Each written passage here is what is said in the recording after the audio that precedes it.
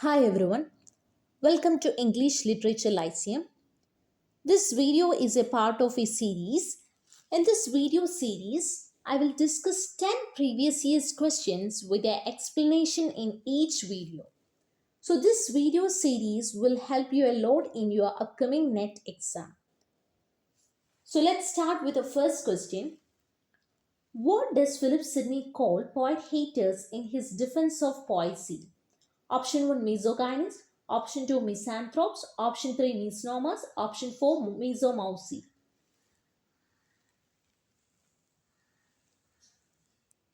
The correct answer is option 4 misomousy.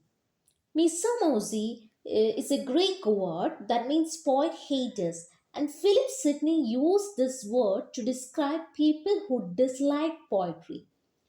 So, next question. Identify from the following the work Nirad Chowdhury called the finest novel in the English language with an Indian theme.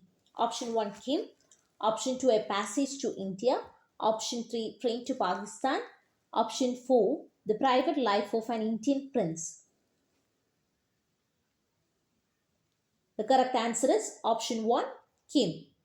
A Passage to India was written by E.M. Forster in the year 1924, and Nirad Chowdhury wrote another work with similar title, that is A Passage to England, in 1959. So A Passage to India was written by E.M. Forster and A Passage to England was written by Nirad Chowdhury. While Train to Pakistan was a partition novel written by Khushwant Singh in the year 1956, and The Private Life of an Indian Prince was written by Mulkraj Anand in the year 1953. So moving to next question. Which of the following theoretical movements claim that the device is the only hero of literature? Option 1 Russian formalism, option 2 new criticism, option 3 phenomenology, option 4 deconstruction.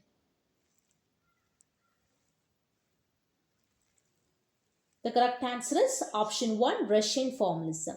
Because Russian formalists argued that the artistic and technical aspects of a text, such as its narrative techniques, linguistic features, and structural elements, are what constitute its literary value. They believe that these devices are the heroes of literature rather than the content or thematic elements. Next question. The term poetic justice was coined by option 1 S.T. Coleridge, option 2 Thomas Rhymer, option 3 Samuel Johnson, option 4 William Wordsworth.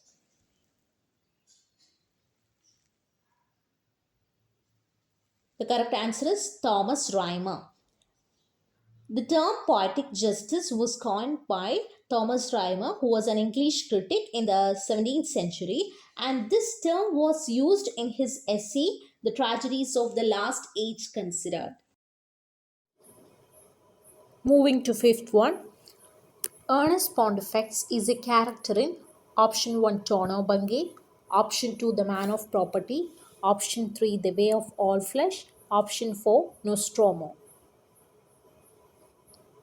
The correct answer is option 3 The Way of All Flesh. Ernest Pontifex is a character from the novel The Way of All Flesh, written by Samuel Butler, and this Ernest Pontifex is a central character of the story The Way of All Flesh. While Tono Bungay was a semi-autobiographical novel written by H.G. Wells, The Man of Property was written by John Galsworthy and Nostromo was written by Joseph Conrad. Next question. In one of Marlowe's plays, the hero is warned not to practice more than heavenly power permits. Identify the play. Option 1 The Jew of Malta, option 2 Edward II, option 3 Dr. Faustus, option 4 Tamburlaine the Great. The correct answer is option 3 Dr. Faustus.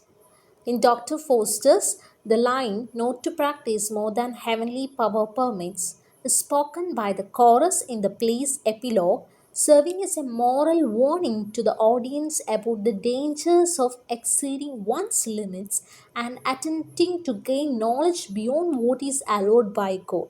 So correct answer is Dr. Foster. Seventh one. Like Cordelia, the fool in King Lear is option 1 killed by Goneril's troops, option 2 referred to by Lear as his child, option 3 disliked by Regan and Cornwall, option 4 punished for not telling the truth. Here, the correct answer is option 2, referred to by Lear as his child. Because in King Lear, Lear seems to view the fool as a child to some extent. Because the fool often addresses Lear as uncle, which indicates a familial bond. Another reason for this interpretation is that the fool functions as a kind of truth teller, much like a child who speaks plainly without the filters. Another explanation behind this interpretation is that at the end, after Cordelia's death, King Lear calls her as my poor fool. So the right answer is referred to by Lear as his child. So next question, what does the title Moti the Arthur mean? Option 1 Arthur mortified, option 2 death of Arthur, option 3 castle of Arthur, option 4 burial of Arthur. Correct answer is option 2 death of Arthur. Le Morte d'Arthur was a book written by Thomas Malory in 1485, which was a 15th century Middle English prose reworking by Sir Thomas Malory. Tales about the legendary King Arthur, Guinevere, Lancelot, Merlin, and the Knights of the Round Table. And Alfred Tennyson wrote a poem with similar title, that is Morte d'Arthur, which was published in the year 1912. Ninth one. From among the following, identify the two Indian English authors who received appreciation and encouragement from their British counterparts. First one R.K. Narayan and Graham Greene. Second one Nirasi Chowdhury and Evelyn Waugh. Third one Mulkraj Anand and E.M. Foster. Fourth one Raja Rao and Iris Murdoch. The right combination according to the code is option 1 1 and 2, option 2 2 and 4, option 3 1 and 3, and option 4 3 and 4. The right combination is option 3 1 and 3, that is R.K. Narayan and Graham Greene, Mulkraj Anand and E.M. Foster. R.K. Narayan and Graham Greene were friends, and Greene served almost as a mentor to Narayan.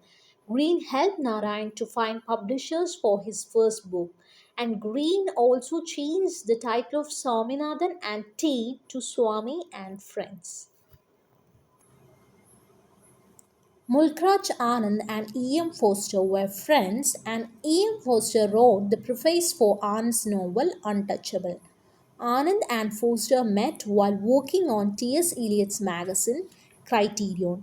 Both Anand and Foster were the members of Bloomsbury Group, and Anand was the Indian writer who was a part of Bloomsbury Group.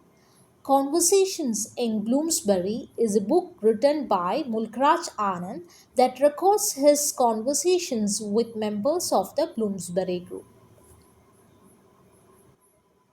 Last question.